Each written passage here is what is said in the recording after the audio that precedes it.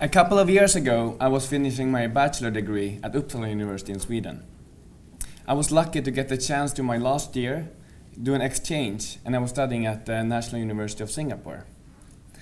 And the first week we got to choose courses, and there were one evening course that my friend suggested I should go to. It was between 8 and 10 p.m. every Monday night, and I went to the first introductory lecture, and I got really interested. It was a course in system dynamics. I was at that time studying economics and political science, and I had no ideas of how this course would come to change my life. It actually came to change the world around me.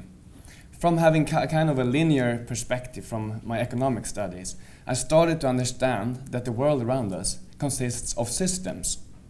And if only by understanding how different feedbacks and causal relationships create the behaviors that we see around us, can we find real solution to our problems.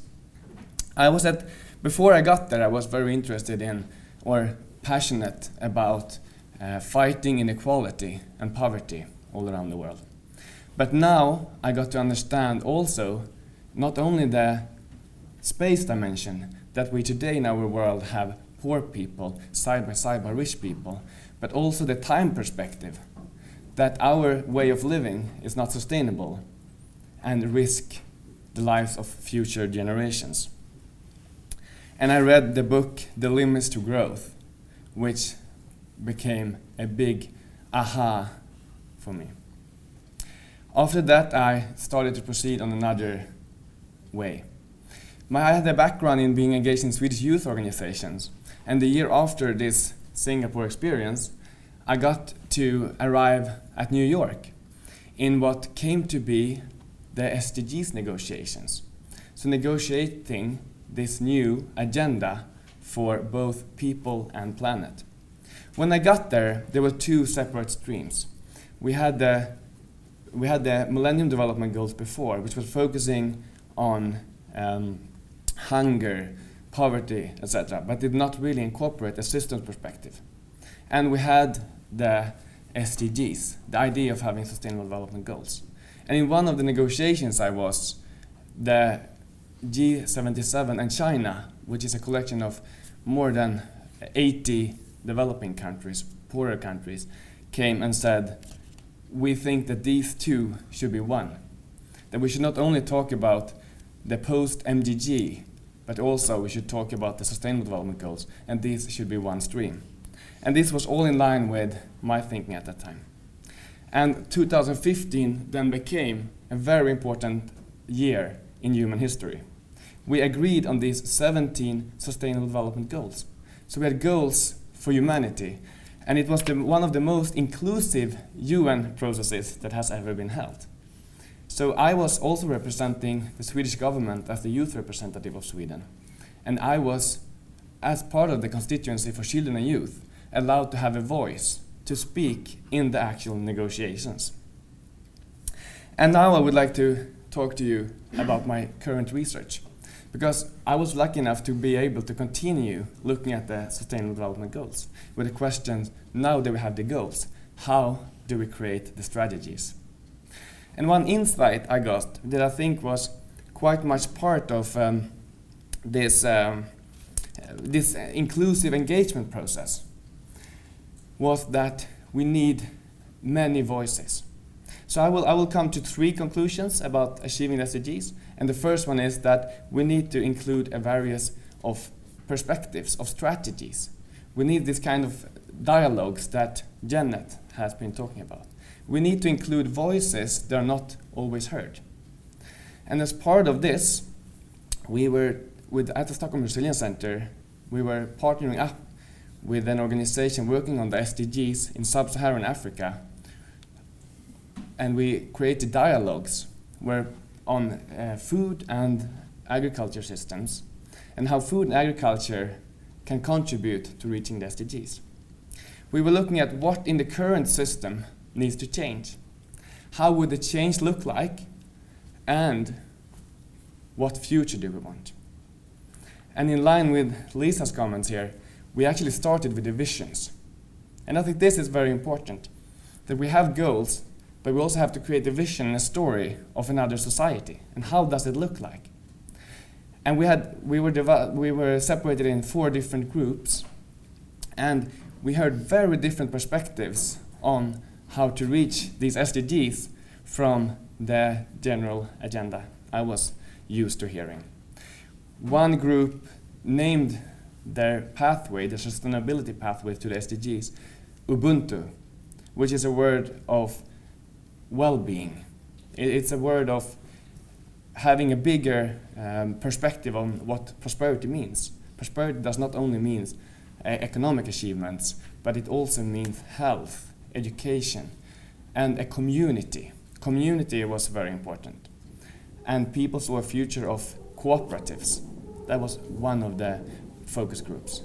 That the future agriculture system is cooperative and creates value for the people.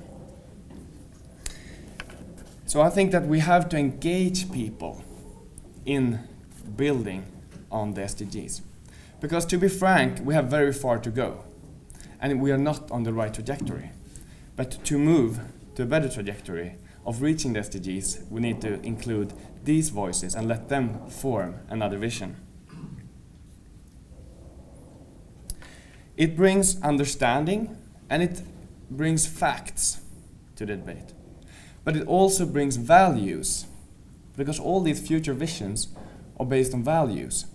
And if we don't discuss the future visions, those who currently discuss them will then dominate how this vision look like. So we need to start visioning ourselves. The second insight on reaching the SDGs comes from me having worked on systems and national development planning. I was working with the Millennium Institute, which has a system dynamics model that includes various aspects of societies, social, economic, and environmental. And by looking at different scenarios with this quantitative simulation model, what if we invest in education? What if we invest in this area? We can simulate different futures.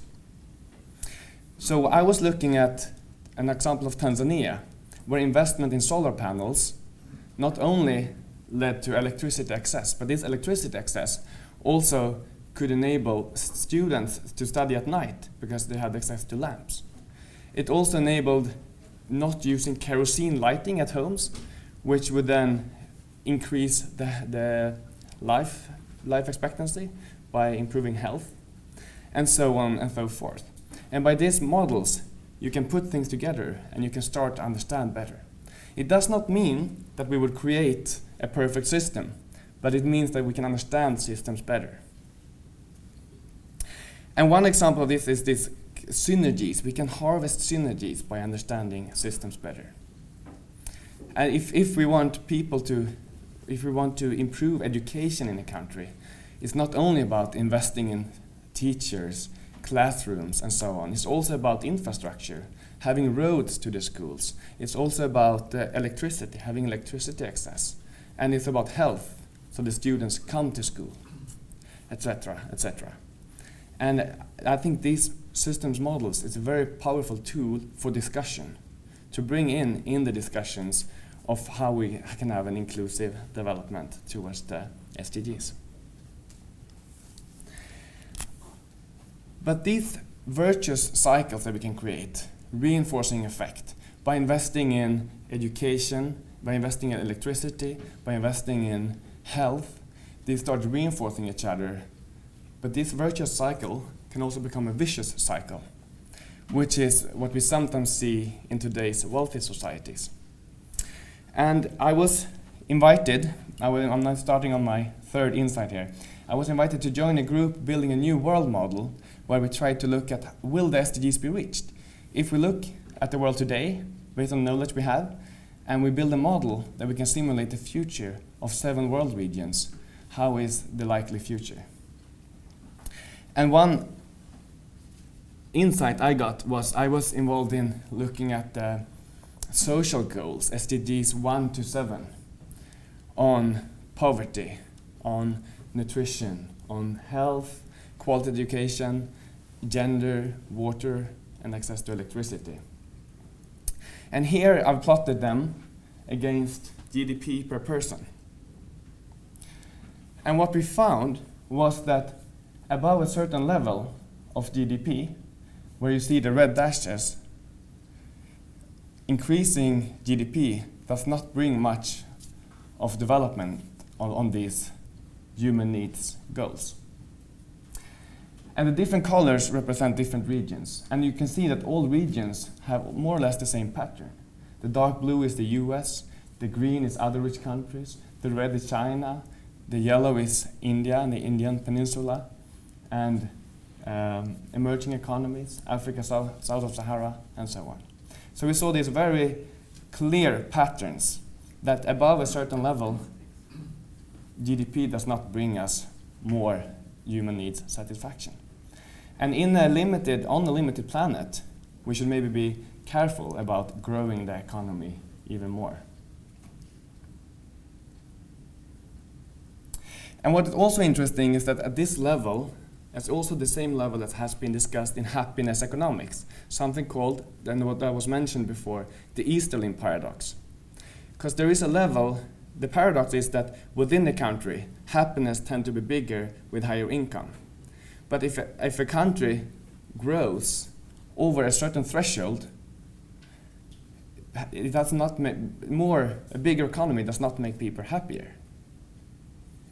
And that threshold seems to be around the same level as we found in our data. So basically, when human needs are satisfied, we don't have to grow the economy much more. That doesn't bring human well-being. There may be other things that are better to invest in. So, to conclude, the three recommendations to achieve the SDGs. The first one is having inclusive dialogues where different visions are mentioned and included. The second is keeping a systems view, trying to look at how do we nurture the synergies, how do we harvest the synergies and avoid the trade-offs. And the third one is building an economy of sufficiency, focusing on well-being and not on economic growth. To eradicate poverty today, but also to give a world that we're proud of to future generations. Thank you.